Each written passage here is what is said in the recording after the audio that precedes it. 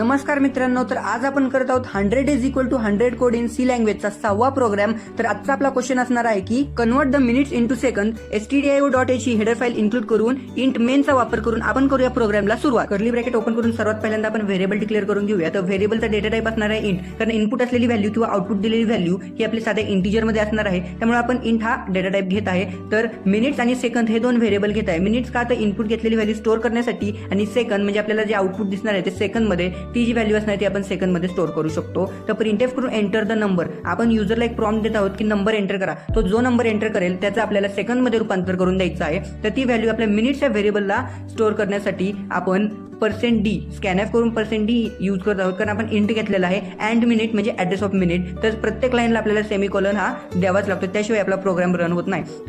प्रत्येक प्रोग्राम मध्ये आपल्याला एक लॉजिक लावावं लागतं, तसंच आपण लॉजिक इथेही लावलेलं आहे। जर आपण जेवढे मिनिट इनपुट करणार आहे इंटू 60 सेकंद केलं तर आपल्याला राईट आन्सर भेटून जातं, म्हणून second is equal two minutes into 60 केलेलं आहे। तर आपल्याला हे आन्सर प्रिंट करण्यासाठी, डिस्प्ले करण्यासाठी आपण वापरत आहे प्रिंटएफ। प्रिंटएफ मध्ये %d मिनिट्स, %d पहिला %d जो असणार आहे तो आपण जो इनपुट घेतलेला नंबर आहे मिनिट्सच्या व्हेरिएबल मध्ये सेव्ह केलेला असतो, तो %d असणार आहे minutes is equal to %d second.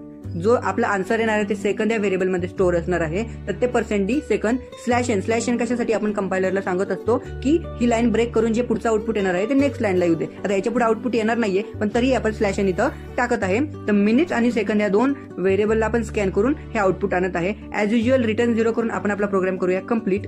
तर आपला आउटपुट आलेला आहे, जसं की आपण प्रिंटएफ मध्ये लिहिलं होतं एंटर द मिनिट्स। आता मी 5 हा आकडा एंटर केला तर 5 minutes is equal to 300 second हे आन्सर आलेला आहे।